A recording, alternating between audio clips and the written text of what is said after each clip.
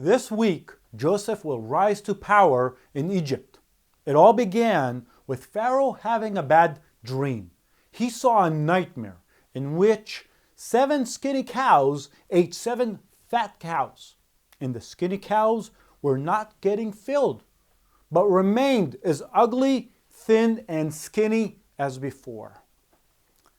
Pharaoh understood that this is not just a weird dream. He realized that this dream is different. It is a vision from God. And if the first dream was about cows, meat, the second one is about bread. In the second dream, Pharaoh saw 7 full heads of grain, the best kind the Nile can offer. And after them, 7 scorched heads came up, and they devoured the good ones. The Bible tells us that Pharaoh's spirit was troubled by this dream. He was touched by them. He understood that they held an important message. Egypt's sorcerers and wizards tried to interpret these dreams, but they could not. Pharaoh was left in the dark, not knowing the meaning of his dreams. And I am sure that he could feel that all the explanations were wrong, as I am sure that every wizard and every sorcerer tried to give him a wise and convincing explanation. But deep in his heart, Pharaoh knew that he is not getting the right answer, and the explanations are all wrong. And then, suddenly, his chief cupbearer remembered Joseph, who until this moment was rotting in jail. The chief cupbearer told Pharaoh about his experience with Joseph in jail, about this young Hebrew kid who had an amazing ability to interpret dreams. The Egyptians got Joseph out, cleaned him up, and brought him before the mighty Pharaoh of Egypt. Joseph's life story is filled with dramatic upheavals. He started as a beloved son of his father, with the highest position in his family.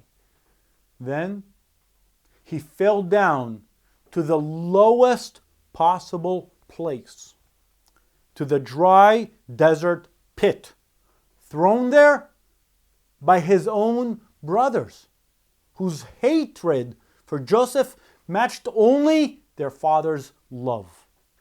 Finally, they sold him to slavery. In Egypt, Joseph found favor in the eyes of his master, Potiphar.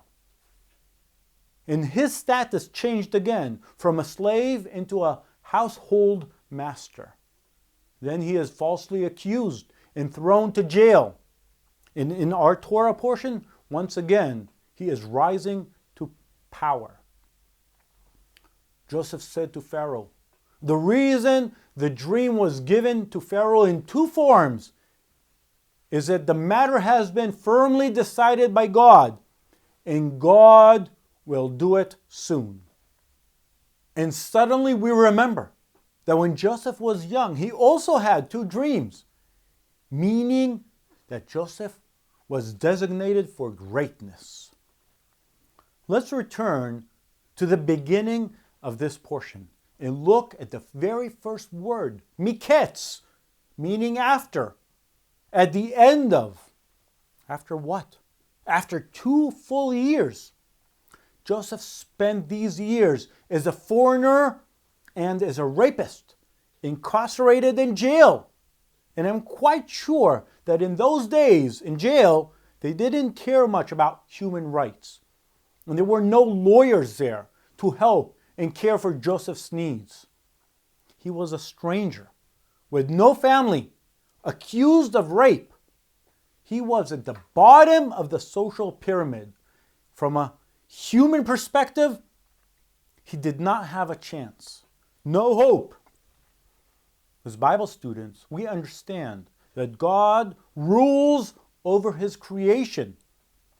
We know that there is a heavenly calendar and that historical processes have to brew and they take time. I'm talking as a Messianic believer, as a Jew who believes in the New Testament and Yeshua the Messiah. The purpose of these lessons is to open a window so you can see into our Messianic mindset, into our way of thinking. We believe that the day will come and the nation of Israel, all Israel, and actually the whole world will bow down and confess that Yeshua is the Messiah, the Son of the living God. Our faith is not about making Jews into Christians, not at all. We believe that as Jews and Israelis, we need to bring Yeshua back home where he belongs. He is one of us. He is not European or American. He is a Jew from the land of Israel. This can take time, and it's okay, because we believe that God is in control of history and everything happens according to his time schedule. We believe in prophecies. Also, not only, but also because we are standing now in the restored and reunited Jerusalem, a fulfillment of God's promises. We know that prophecies are fulfilled, even if it takes 70 or 2,000 years, as we sing it in Hatikvah, our national anthem. Our hope is not lost yet. Our ancient hope of 2,000 years to become a free nation in our land, the land of Zion and Jerusalem. As a nation, we were similar to Joseph. We were strangers. We were alone. We were accused falsely of so many things. We were at the bottom of the human pyramid, and many tried to destroy us. But our hope didn't vanish. God has redeemed our nation, brought us back after 2,000 years of exile, back to the promised land. Who would have believed this is possible? Maybe only Herzl. That is why, as Bible students, we learn to trust God, because we can only see the tip of the iceberg. We do not see the whole picture. This understanding should encourage us in our personal lives. We have to do the best we can, but at the same time, we need to take a breath and be patient and trust God that He will complete the picture in His own time. 2 years had passed. For Joseph, they were not easy. Maybe these were the hardest 2 years of Joseph's lives. 2 years of terrible suffering. Maybe he wished to be dead. But at the end of these 2 years, we read that Joseph's social status is changing for the third time. He started at the top as a favorite son, then fell down to slavery, became a head of Potiphar's household, was thrown into jail, and now he is ascending to greatness, ruling over one of the greatest empires of his time, second only to Pharaoh. What was so special about Joseph that drew everyone to him, that caused him to stand out and to succeed? What can we learn from Joseph? His faith in God shined like a light around him. It is clear that for Joseph, God was always present, and his faith guided him through life, helped him to keep his moral principles even in the hardest circumstances. What did Joseph tell Potiphar's wife in last week's portion? How then could I do such a wicked thing and sin against God? She was trying to seduce Joseph, but he refused. He was able to control himself because he feared to sin before God. And even before that, Potiphar witnessed that Joseph's faith is what makes him so successful. The Lord was with Joseph so that he prospered and he lived in the house of his Egyptian master. When his master saw that the Lord was with him and the Lord gave him success in everything he did. From these verses, we learn that Potiphar saw Joseph's faith and he understood that his success is a result of his faith in God. And in our portion, Joseph is getting out of prison and appears before the king. It is clear to him and to all others that Pharaoh has heard about his wisdom, his gifts, and talents. He could have easily taken credit for his gifts and wisdom. But no, even in that moment, when he, a lowly foreign slave, convicted of misconduct, is facing the all-powerful king of Egypt, Joseph is not confused.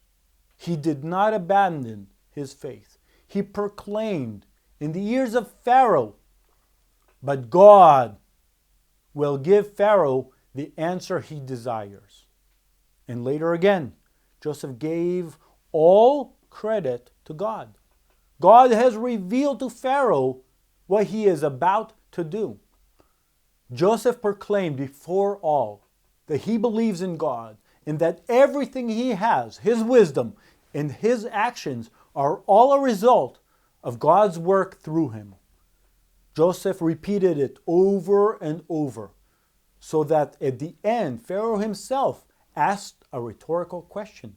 Can we find anyone like this man, one in whom is the Spirit of God? And then Pharaoh himself proclaimed, since God has made all this known to you, there is no one so discerning and wise as you. And as I said before, many Egyptian wizards tried to interpret Pharaoh's dreams. And although he himself didn't know the meaning of the dreams, he felt that what they are saying is not true. In his heart, it didn't feel right. But when Joseph spoke, Pharaoh knew right away that this is the right answer. This is the truth. When we look at Joseph's life, we understand that as believers, our task is similar. Yeshua commands us to spread the light around us. And when it happens, when our light is visible to those around us, our answer should be similar to Joseph's. It is not me, it is God that works through me. Life has its ups and downs, like the time that Joseph spent in jail. Someone could have asked him, "Where is your God now?" But even then, in prison, he was always true to his faith. And that is why people, even important people, like the chief cupbearer and the chief baker, are asking for his advice. Another thing we can learn from Joseph is that when our faith is public, it means that we are representing something. In Joseph's case, it is God. He represents the God of Abraham, Isaac, and Jacob before the Egyptians. We have to work on our own improvement because we represent faith in Yeshua. Joseph also has an outstanding skill of listening He listens to Potiphar's desires and he executes his orders. And in time, Potiphar started to trust him even more.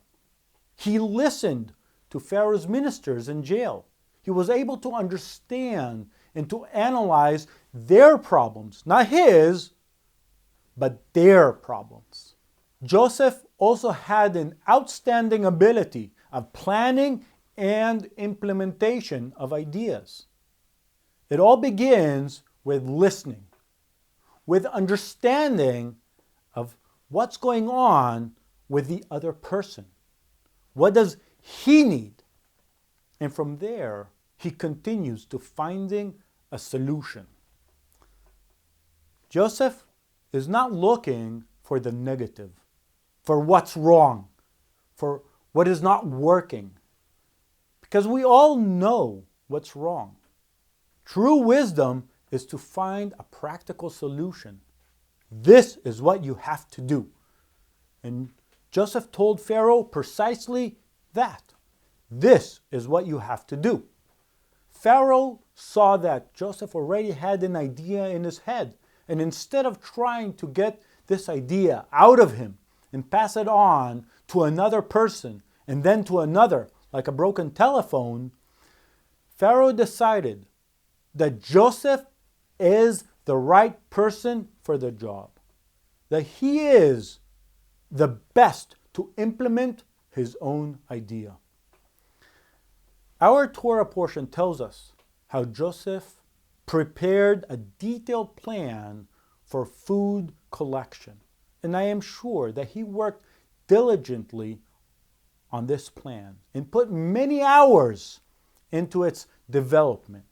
The plan got underway, and Egypt accumulated tremendous amounts of food.